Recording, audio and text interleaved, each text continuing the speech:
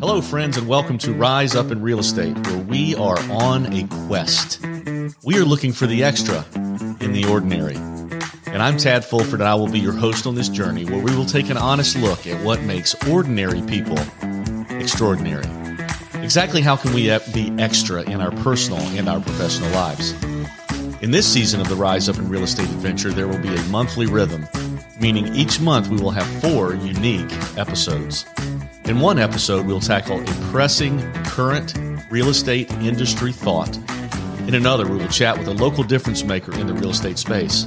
For our 3rd episode, we will host a respected national thought leader. And finally, we will have a 4th bonus and surprise episode. And in each episode, we will be digging into not only what those people think, but who those people are. Along the way, it's my hope that you'll laugh some, you'll be challenged some, you will get inspired some, and if we are lucky, maybe even figure out a way or two you can rise up in your own life and be the best human that you can be. So the challenge is, let's all rise up.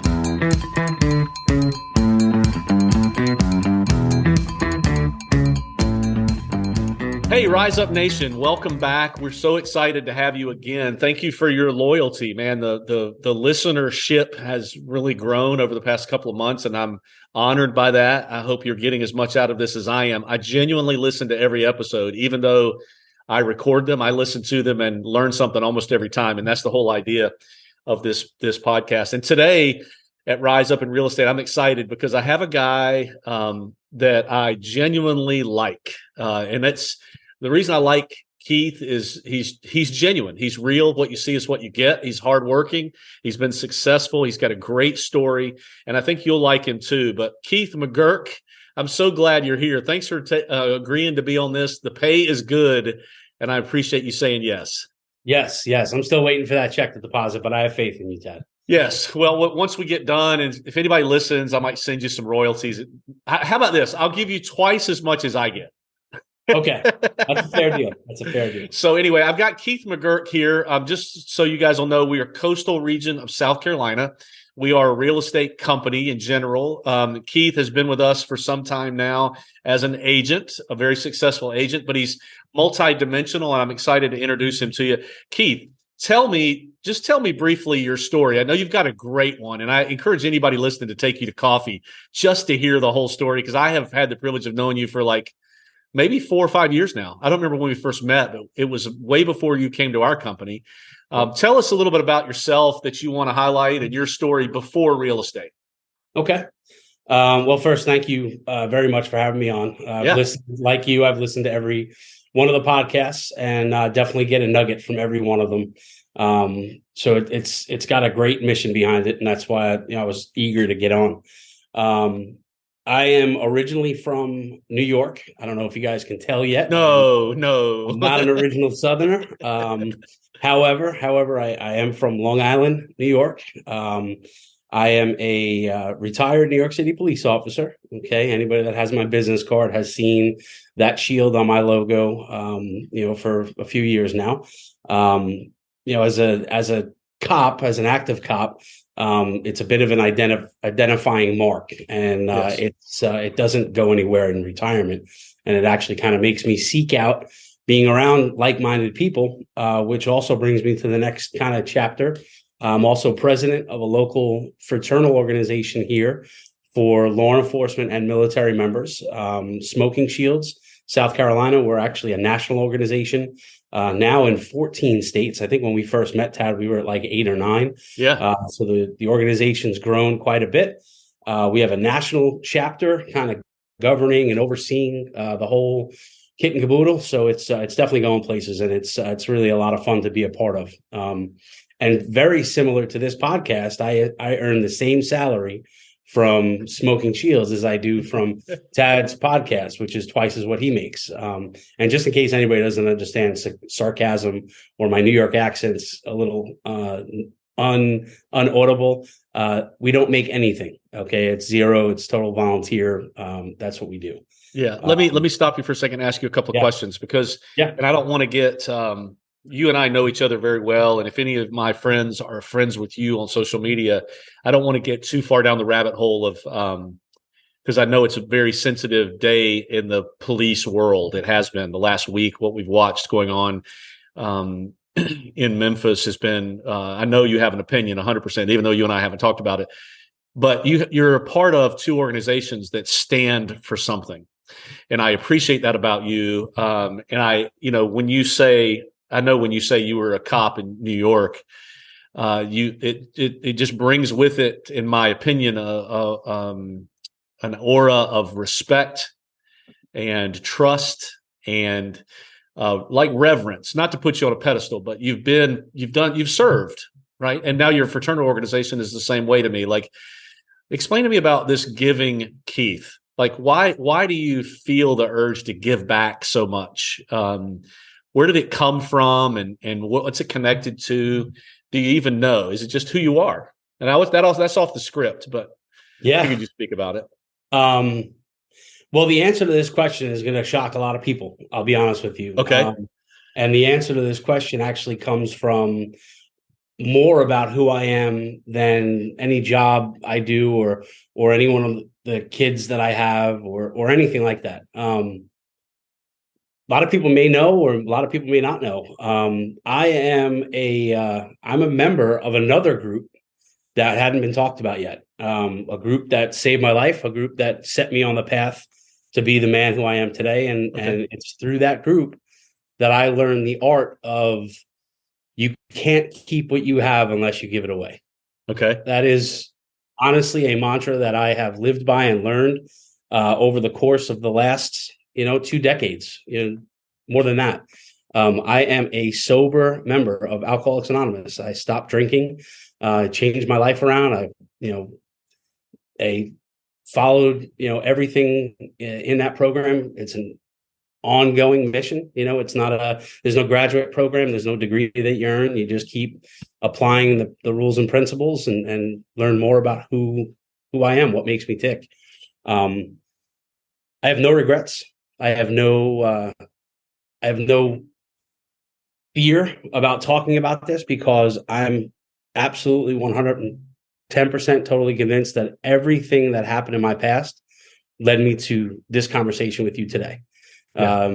Led me to everything I do in my present life. And so I've got nothing to be ashamed of today. So I've got nothing to be ashamed of yesterday either. And that's really where it all. That's pretty cool. I knew that about you, but I didn't know that was the answer to that question. And I appreciate you being open to talk about that. I'm 100% sure, because I know people that you don't know that are listening to this that also have that in common. So that'll be a connection point for you with some folks. And that's the whole idea of this podcast, by the way. For those of you listening, is I want you to be able to connect it all some way to Keith. I'm trying to expand his network and expand yours so that we can all just be better humans kind of together. And so thank you for sharing that. And man, I have the utmost respect for someone who overcomes something like that. And I know you don't do it alone. You do it with other people and through a process, but good for you, good for your family. So now you have this overflowing. I love it. You can't have it unless you're willing to give it away. And I've heard you say that before, and now I understand it. So I love that. We need a T-shirt that says that. Remax Southern Shores. I love that. Tell me a little bit about your family. Like what in the world? You were a cop up in New York, and all of a sudden now you're here selling real estate. Tell me about your family and about the transition. How did that all happen? Sure. So I've got a beautiful, just rock solid, awesome co-star to this whole thing. My wife, Kelly, from the birth of our first son, Carter, back in 2013, she was, superhero status. I remember in the hospital room watching her hold Carter and just looking down at her and saying that, like, you're a superhero. Like, I have no other, I can't fathom what just happened, and from there, Carter was such an awesome first son that we decided, let's have another one. And Sean came along in 2015, and Sean was awesome. We said, let's have another one. In the back of Kelly's mind, it was like, hopefully this one's a daughter. And then boom, November of 2016, we have Connor. And the coolest part of that whole thing is that well before I met Kelly, well before my life changed for, the better. The catalyst to it all was in 2001, the birth of my first daughter, Taylor. She was the one that really helped me understand, through holding, the innocent daughter in my arms and looking down at her. She was the one that made me realize, like, this wasn't the life I wanted to live. Right. This is not what I wanted to do. It was time to grow up. And so Carter had an automatic big sister right out of the gate. Sean and Connor, same thing. And over the years, I mean, we are such an awesome family. We are just, the kids have a good relationship that they're building on. My wife and my daughter Taylor are building on their relationship, and it's just proof that, whatever was yesterday can always be improved on tomorrow. It's getting better. That's all I can say. I love the word building that you used a couple times in that description. And I'll vouch for the fact that his wife is a rock star. I sat with her, beside her at a dinner one time and I realized why you're so great. If you understand what I'm saying, like she's like my wife. I mean, behind the frantic life that I live, there's Mandy. So, and you and I have similar situations that I have older children and younger children too. And I know that building process hasn't always been easy.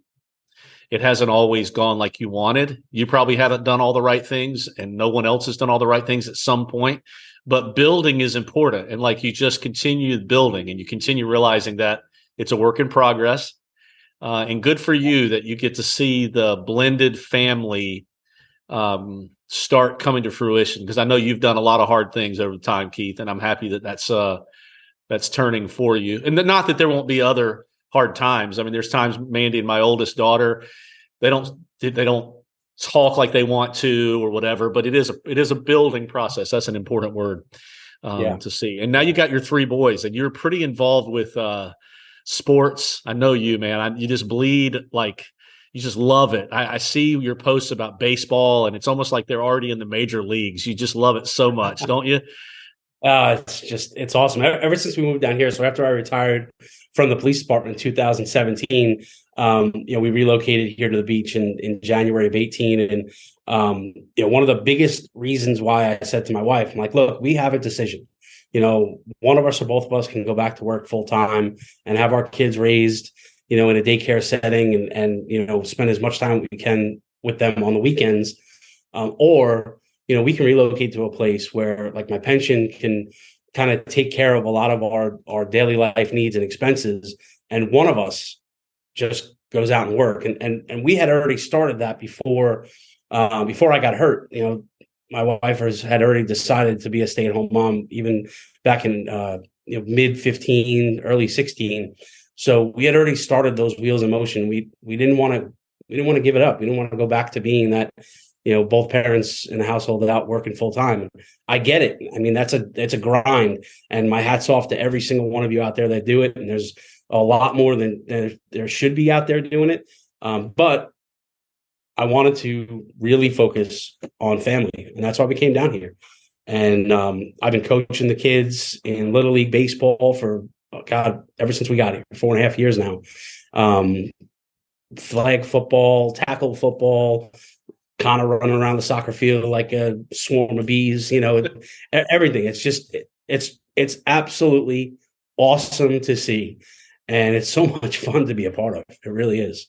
Yeah, you're a great dad, and I love watching you. Soccer is the most frustrating thing in the world. That was the sport I was best at when I was a kid, and now my son's playing it, and it's about half the time he's doing what he's supposed to be, and half the time he's sitting on the sidelines by me picking daisies, and I'm like, good Lord, this is so frustrating. It's not as easy as baseball. Like when they sit in the dugout, you can't see that they're morons, but when they're on the soccer field, you can definitely see it. They're like running around talking to each other. Oh gosh, it's just that soccer's it's just not my favorite to watch.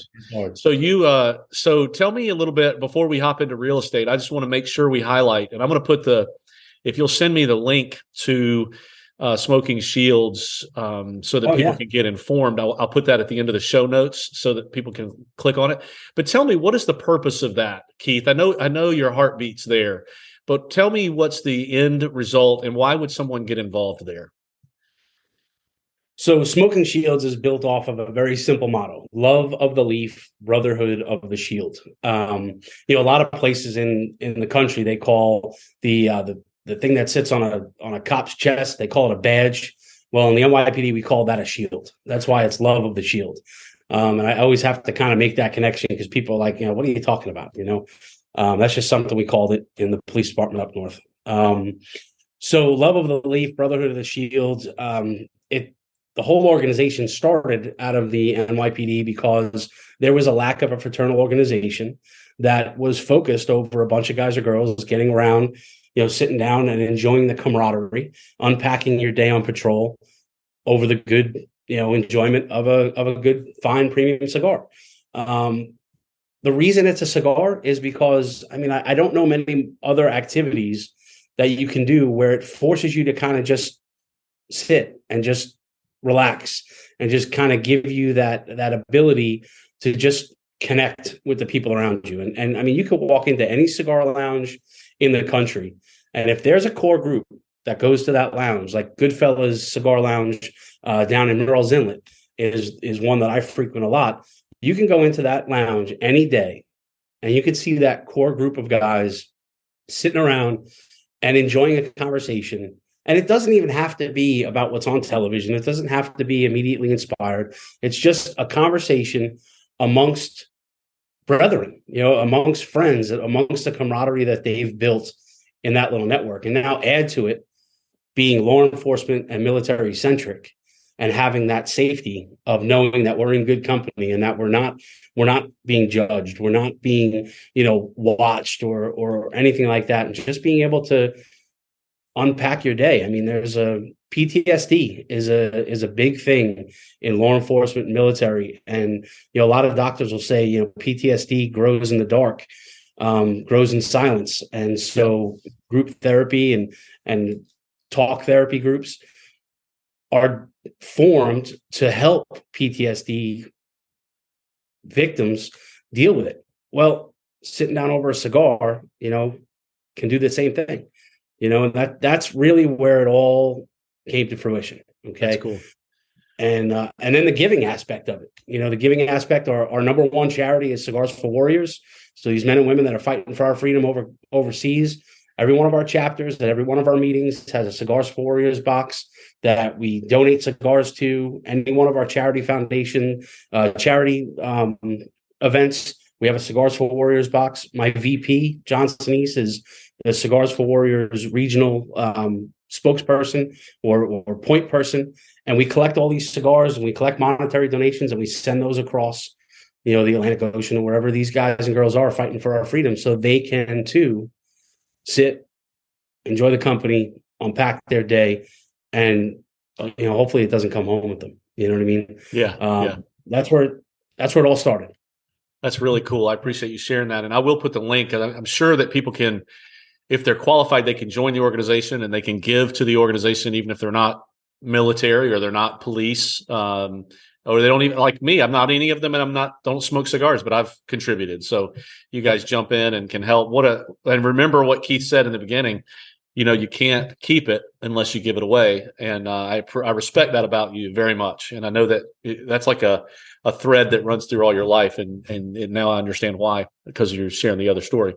So here you are leaving Long Island, and you're coming here. Wife's not going to work. How did you choose real estate, or were you doing real estate up there a little bit? Do I remember that? Yes. Yeah. So once I knew I wasn't going back to full duty with the police department, I was working. I switched from a precinct command doing patrol to Queens Central Booking, where basically I was just doing intake of prisoners that came in from local precincts and arrests and everything, and I was pretty much just sitting on a desk. I was working midnights, and I knew this was it, and it wasn't going to last forever. Retirement was looming; they were going to force me out the door. So I was like, I got to do something. There's no way. I was a lot younger than I am now. Well, not a lot. It was 6 years ago, 5 years ago. So 38, 39 years old with 3 little boys and a growing daughter leaving high school. I can't just sit on my butt and watch TV on the couch. So what am I going to do? So I decided I was going to do a job that wasn't going to require me to be at anyone else's schedule. I was going to do what I want when I wanted to do it. Right. So real estate's the obvious career, right? Yes. I I wish was you could see I wish you wrong. could see Keith's face because his I was laughter is. wrong. You were wrong. But I love it. But I love it. It's a different type of service. It's a different type of, being available at other people's schedules. Um, Real estate is a really interesting career choice. I just came from church. It's Sunday. I don't know exactly when this podcast airs, but Sunday right now, a little after 12 in the afternoon when we're recording this, and just came from church, and it was all about, the sermon was all about how, all of what we have doesn't belong to us, right? It doesn't belong to us. It was, whether you believe or you're not a believer, the church that I go to, what I believe in tells me that everything that I have, all my earthly possessions and everything I've got, it doesn't belong to me. This is all something that was given to me by God. Well, if I think about my career in real estate, the house that I'm helping to sell doesn't belong to me either. None of that property that I'm, involved in the transaction, I don't own any of it. Okay. All I am is a vessel with the means, tools, and professionalism training that make and help that owner get what they want out of it, or help that buyer find what they want. Mm-hmm. That's it. So it really, it's 100% service oriented. And I also have the utmost respect in knowing that it's probably the largest investment of that one person's life. Right. And so I hold that. I'm honored to be a part of that transaction. I'm honored to be a part of that decision. And I walk through, from start to finish. And it's a great experience. It really is. And a lot of times, I was looking at my whiteboard the other day with all my pending transactions, and I write next to it where the lead came from, where the person came from, and I've got a lot of past clients on there. I've got a lot of referrals on there, and I'm only here 4 years, right. 5 years, and I've got a lot of PC and R's next to my stuff. It's means that I'm doing something right.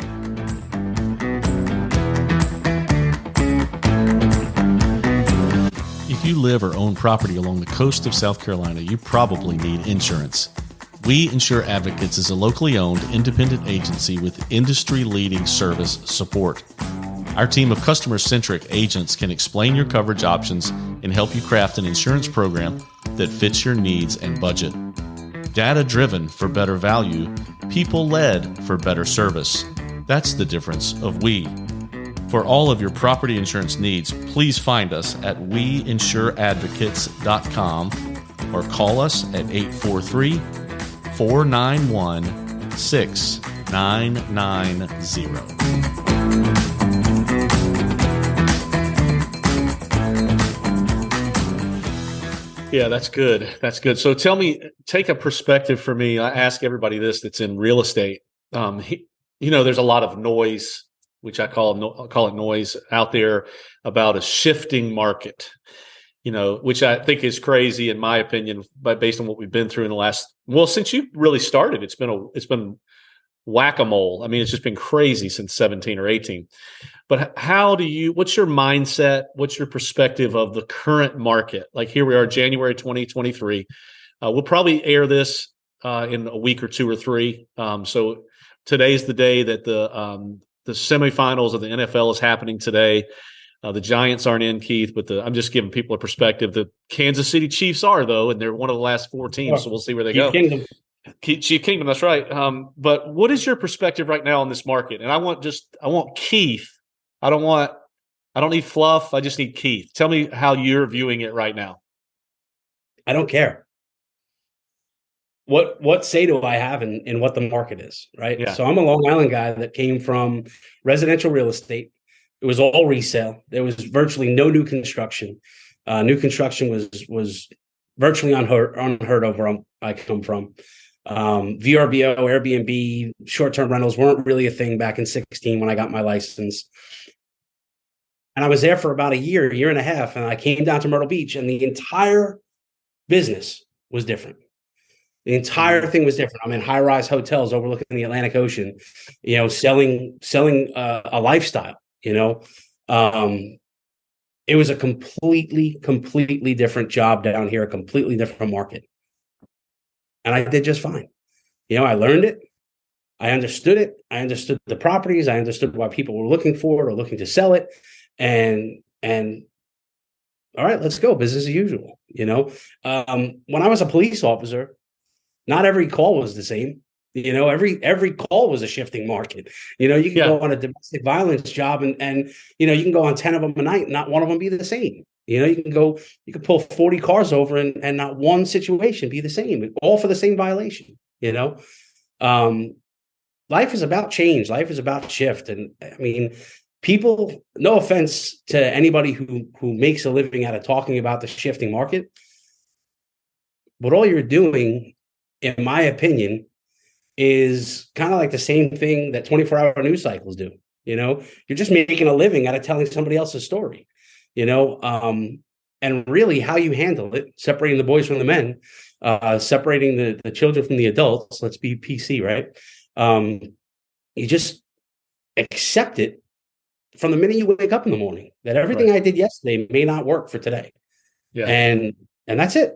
I don't care what the market is. Yeah, I love that. And I you just made a point that I've been thinking about lately is when people come to, like, you didn't come to real estate. It's not your first career. And most people, it's not. Most people come to real estate. I tell people they wise up later on in their life and they come to real estate and realize they should have been doing it their whole life. But because it is the promised land of freedom and entrepreneurship and abundance, et cetera. But I often see new real estate agents come into the market, and it's like they forget that they're not new human beings. Like you just summed it up perfectly. Your experience sitting in that patrol car of becoming resilient to differences every minute, like that probably was one of your strongest suits. Of your best cops probably are the most resilient cops, the ones that aren't rattled, the ones that can shift just on the fly. And I'm talking way out of my league here, but I'm guessing that's true about realtors also. And when you came to real estate, if you wouldn't have brought that experience with you, you wouldn't have been as good at it. So good for you for recognizing that. And I love it. You just said, I don't care. And that's kind of my perspective too. Jared James said the other day, and I thought it was brilliant. He said, there is no such thing as a good market or a bad market. It's the market you're in. Yep. And that's exactly what you just said. 100% agree with that. And, to expand on what makes somebody a good cop, what makes somebody a good athlete, what makes somebody a good real estate agent, a good chef, it's all training. It's all training so that no matter what happens, training kicks in, right, and it becomes business as usual. Right. So training. I can't just wake up in the morning and, not look at keeping current matters or not look at something related to, interest rates and where my buyers are coming from. I can't not know where my whiteboard leads are coming from. Right. Those are things that I just you have to know. You have to be trained to understand where is business coming from so that you can just continue with business as usual. And,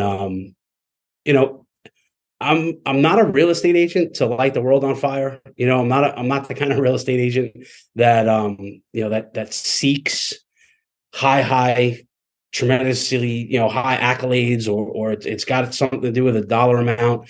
I'm not someone who is going to get involved with different committees just because I think it'll help my networking.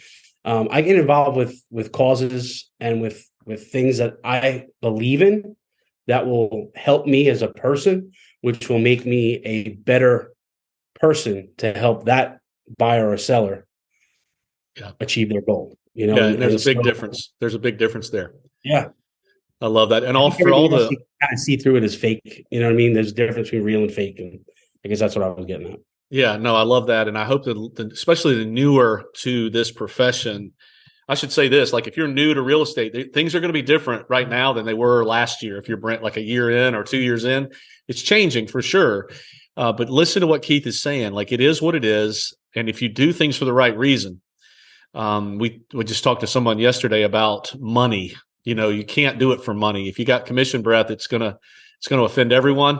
and you're not going to do well. So I appreciate that. Now, tell me, I think I know this answer, but I love to hear you. And I know you don't love talking about yourself, but just for a minute, I've got a couple questions I want to ask you as we wrap up, since we're almost at 30 minutes already.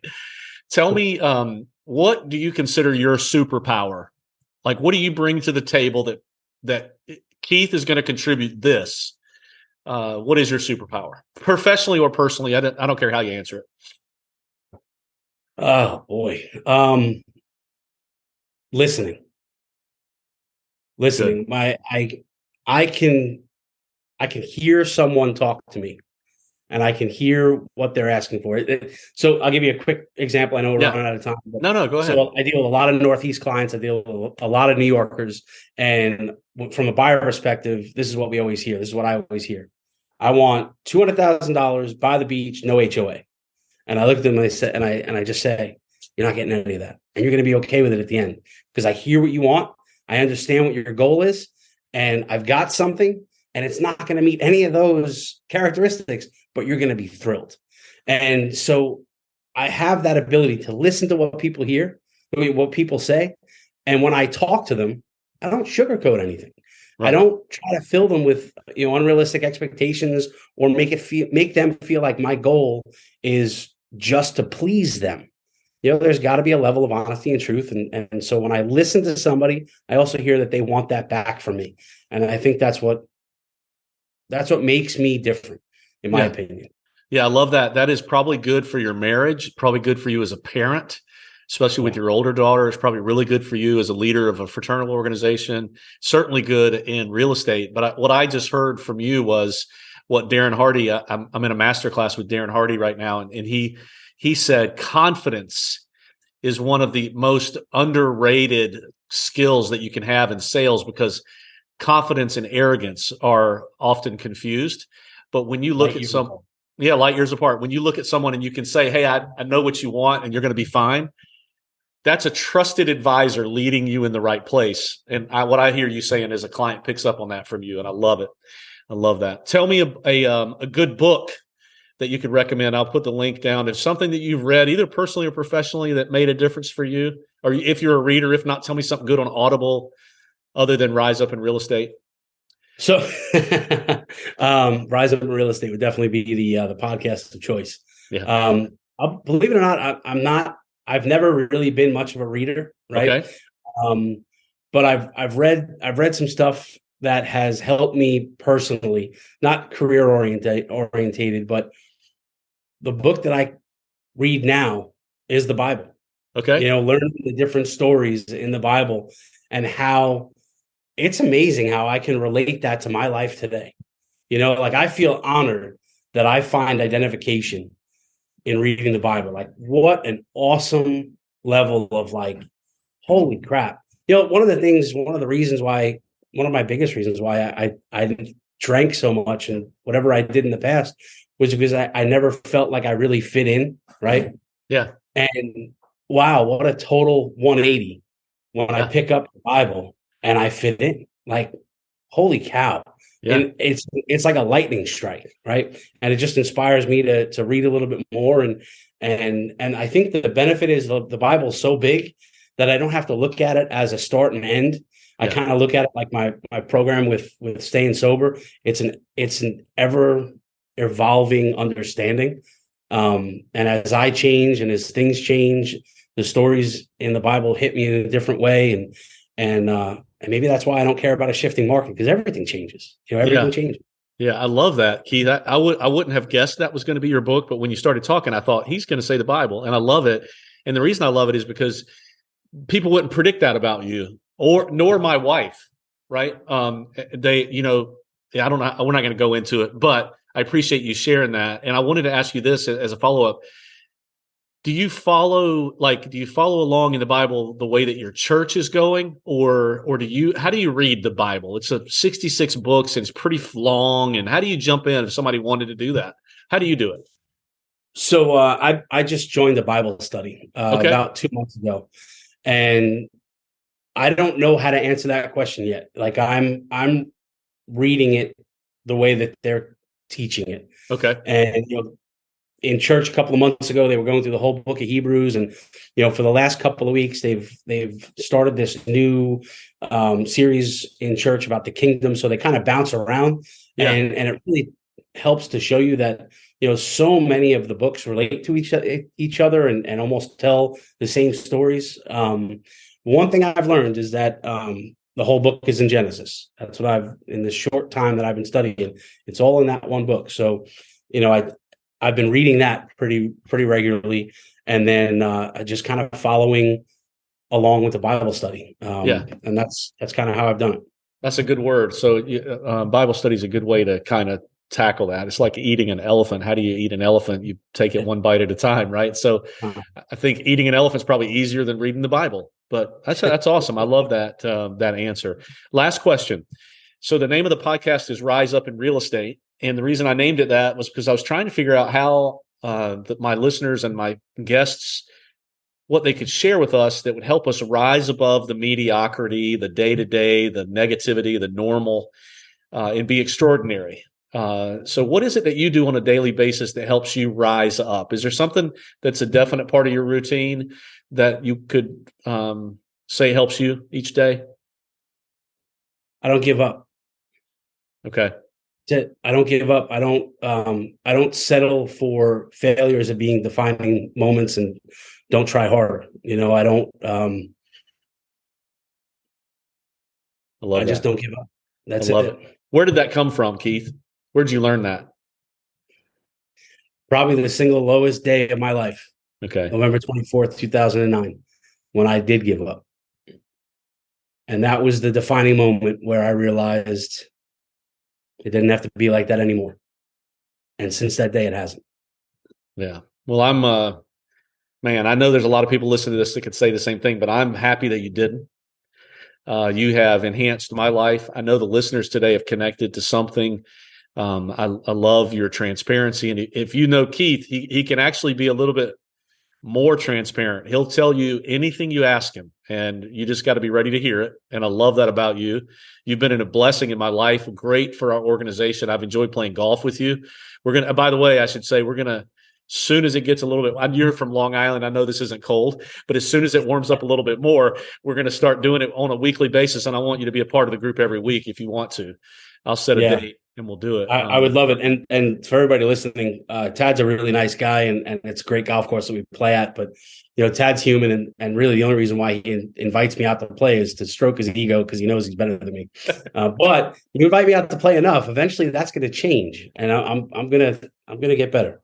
I'm excited. I'm excited about that. Tell us, Keith. Tell us how they can someone can get in touch with you if they need to.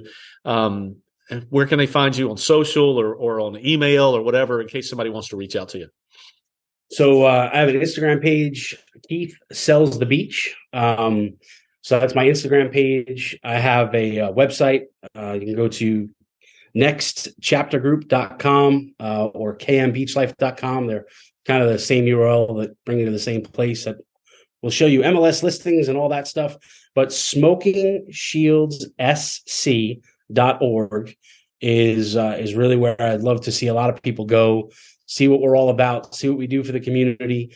Remax's Children's Miracle Network has been brought into that. Our Fallen Officer Memorial Fund. We have our memorial golf outing coming up Labor Day, and we have our pig roast in October. We do a lot of fun stuff. You don't have to smoke cigars to be involved in some of those events, but we're a great organization, great people. We've got a lodge out in Columbia. We're growing. And that's where I'd really like to see everybody go. Don't think that I'm here to enrich my wallet. I want to see people rally behind and give support where it's so desperately needed. And nobody in this world hates bad cops more than good cops. Don't ever forget that. Don't forget to support your police, and SmokingShieldsSC.org. I love that. So interesting that you say all of that, because I actually had my podcast editor tell me, she said, you know what, your title is Rise Up in Real Estate. And it ends up that it's really not all about real estate. It's about a bunch of other stuff. And today you've made it clear that exactly what my favorite hashtag is hashtag more than houses. And it's so much more than houses for me. That's why we do this, and why we discover gems of stories like yours. I mean, you guys need to know more of this story. So Keith, I appreciate you being here. Keith McGurk, you've been a joy to have on the show today, and I'm looking forward to our next conversation. And you guys reach out to Keith. Your life will be enhanced if you do that. Support his organization. I'll put all the links in the show notes so that they can find you. Rise Up Nation, we appreciate you listening today, and we look forward to hearing you again down the road. Well, hey, that's a wrap, folks. Thank you so much for listening to Rise Up in Real Estate. If you liked hanging out with us today, please find us on Facebook, Instagram, and YouTube at Rise Up in Real Estate. Also, follow us right now on your favorite podcast host to hear more episodes. We really appreciate you spending some of your time with us. And until next time, let's do each other a favor and all help each other rise up.